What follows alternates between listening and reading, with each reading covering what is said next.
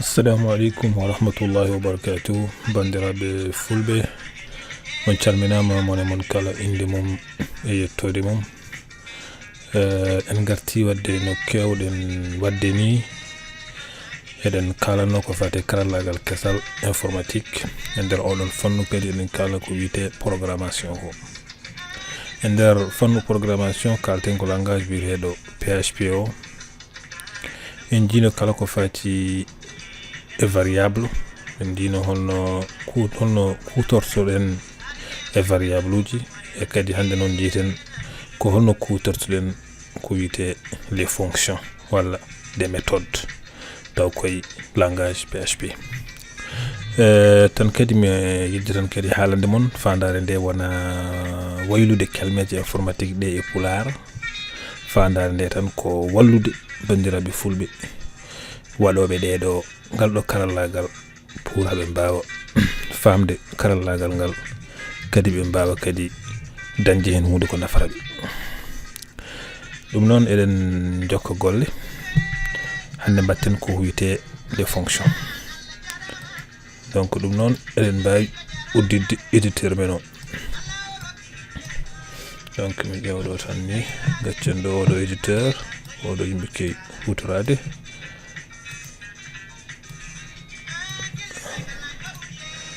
Oɗo mbeɗa ɗum ka donc mi uddita oɗo éditeur. Donc eɗen jogui oɗo fichier mo mbaɗɗen créé wiyete ko fonction.php. donc hen woni ko mbatten fonction mon gandu kadi holno fonction hutorte, holno fonction waɗirte créé taw koye PHP, et pourquoi eɗen créé des fonctions, pourquoi eɗen kutoro des méthodes. So tawi on mbaɗi on teskitima nde kalanɗen kala ko fate variable, en mi holla mon ɗo tan variable exemple, c'est-à-dire en dokkine yeruji mbaɗi ni. Par exemple eɗen jogui ɗiɗo variable uji, variable 5, oɗo variable reçoit valeur 5, c'est-à-dire oɗo 5 mbaɗen ɗum e variable a o, et variable men b o ene waɗi 100. en mbino eɗen mbawi wadde opération ngaji ko fati ɗiɗo variable uji, c'est-à-dire so tawi en mbaɗi $res résultat mbiyen $a plus $b, ɗum mbin ɗum ɗo ko firti. ɗum ɗo firti ko nangude valeur gonɗe a o ɓeyden ɗum e valeur gonɗe b o. résultat dañcen o noon mbaɗen ɗum e nder variable res o. eyi sen mbaɗi écho eɗen mbawi affichede ɗum no jiɗirɗen.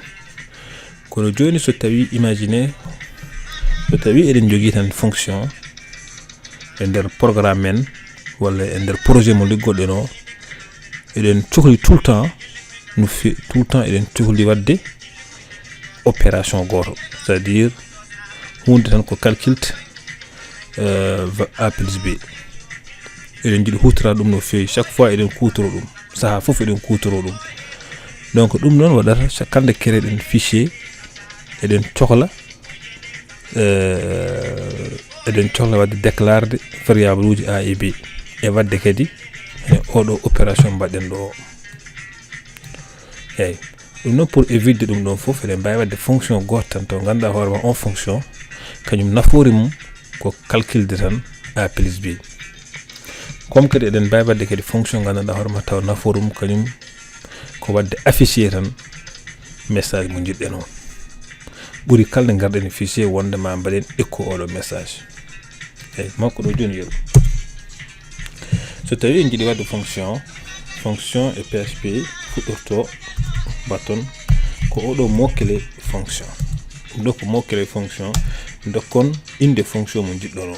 donc imaginez mbaɗen joni fonction, taw fonction o nafoore mum tan ko affiche de hunde. par exemple affiche de hulɗum ka so tawi en mbi hunde eɗen jiiɗi wadde fonction oɗon fonction, so tawi en noddiri ɗum tan nafoore mum ko affiche de pulagu fasnet.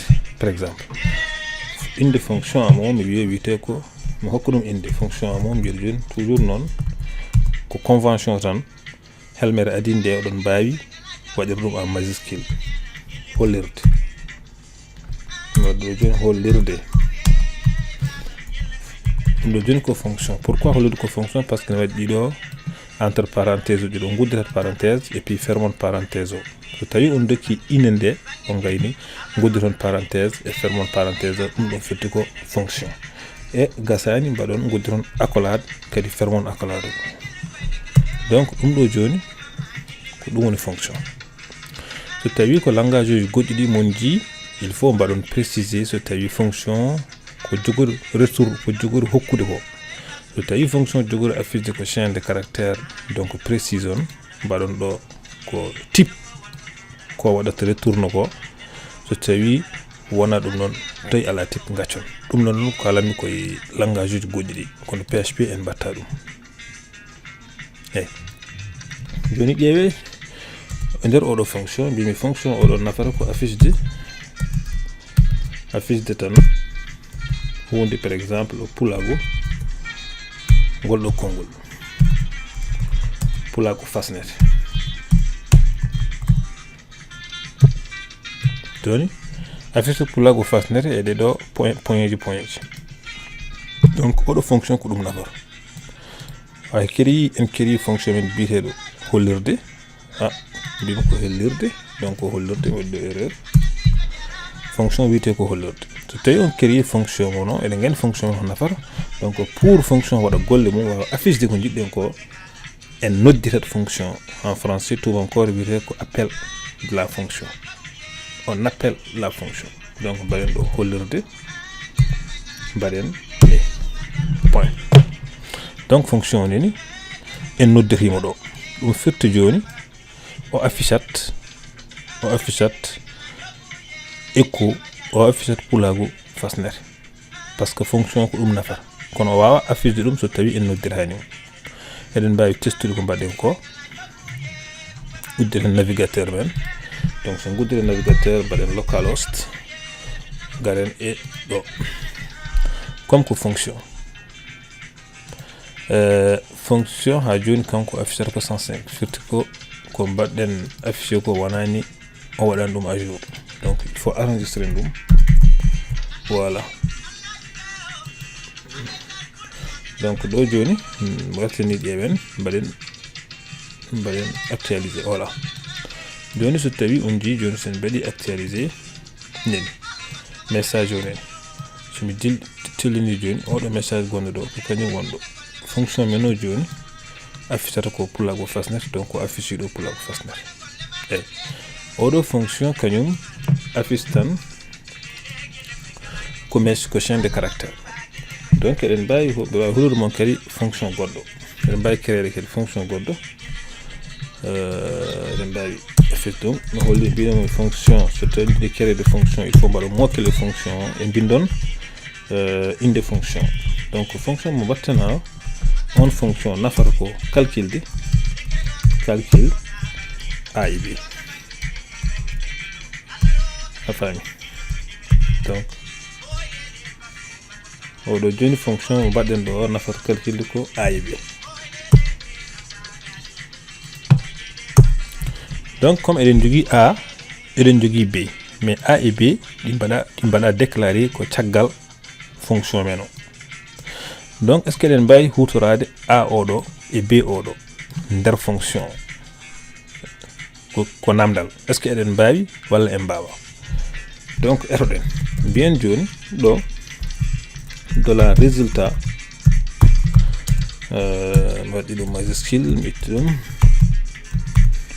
dollar résultat égal dollar A, c'est à dire mi waɗa A waɗa plus dollar B.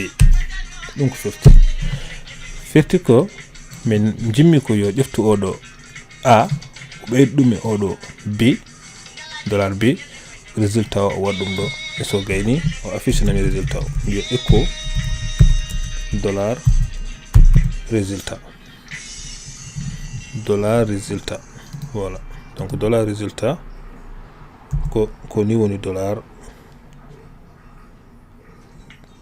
résultat. Donc fonction men oɗo nafata ko calculde A plus B. Kono nde wonno A et B mbaɗa déclarer ko caggal fonction o.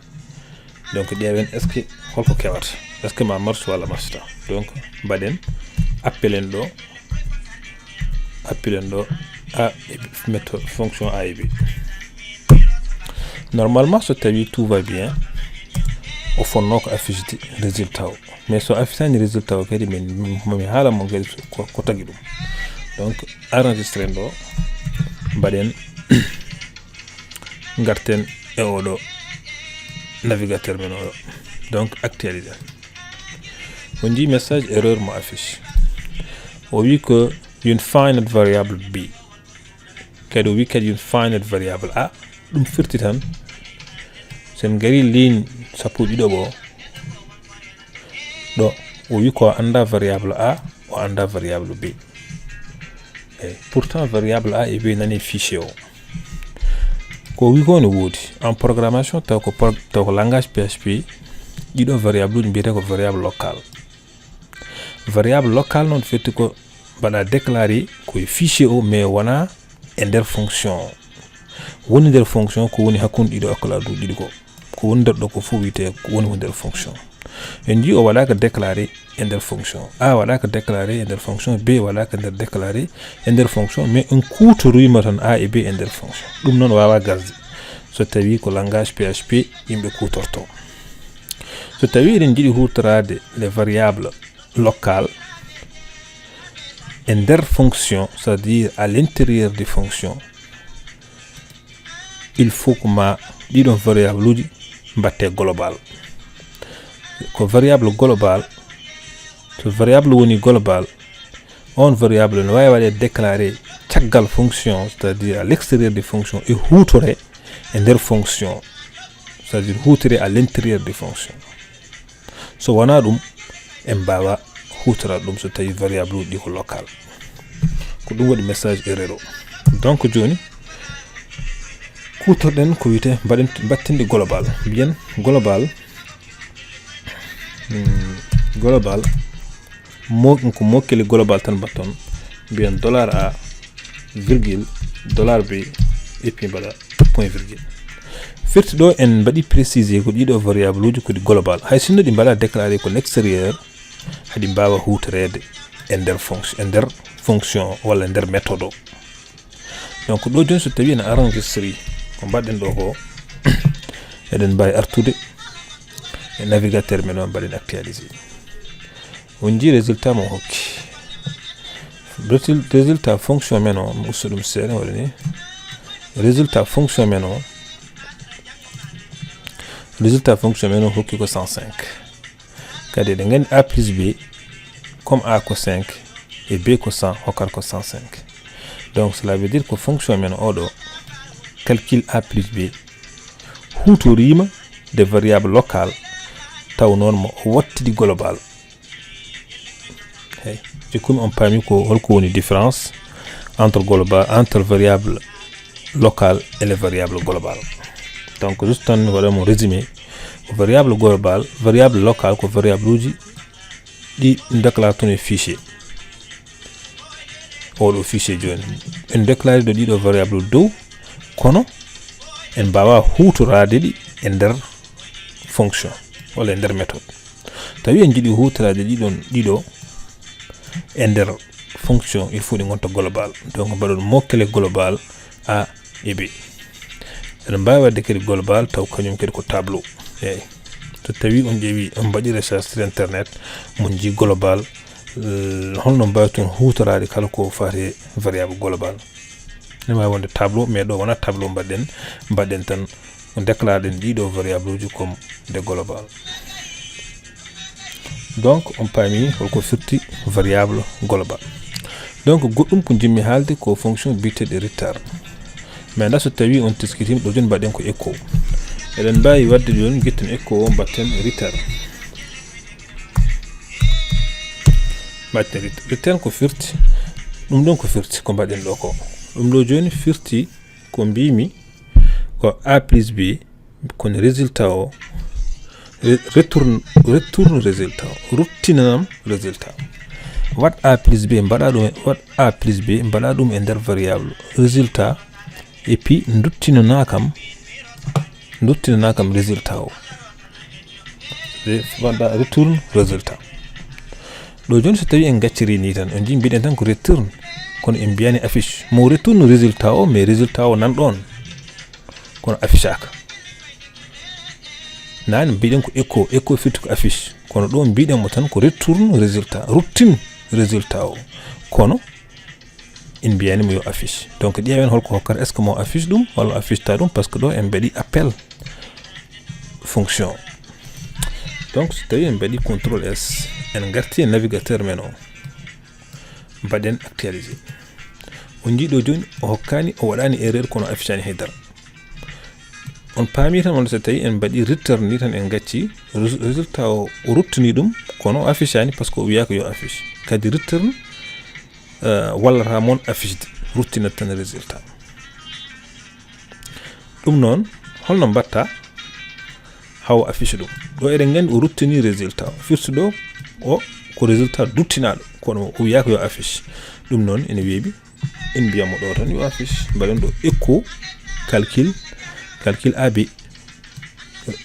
c'est à dire echo affiche résultat mo duttinɗa o ɗo joni o affichat résultat mo ruttini o so tawi en enregistré ɗum en garti e navigateur men o mon laato o hokki résultat ɗi gonti gotum donc ɗum woni ko return fonction return nafata ko ɗum noon bandiraɓe mi salmini mon mone mon kala inde mum e yettode mum hande rogere men nde mbaɗɗen ko de fonction kadi e nder ndeɗo rogere mi holli mon kala ko fati e kaali variable uji c'est à dire holno mbayton hutorade variable e nder fonction e holno en mbawata hutorade variable uji mbaɗaka nder mbaɗaka déclaré e nder fonction taw noon ko variable uji local en jii kadi so tawi en jiiɗi hutorade variable uji local e nder fonction c'est à dire à l'extérieur de fonction holno mbatten mbiɗen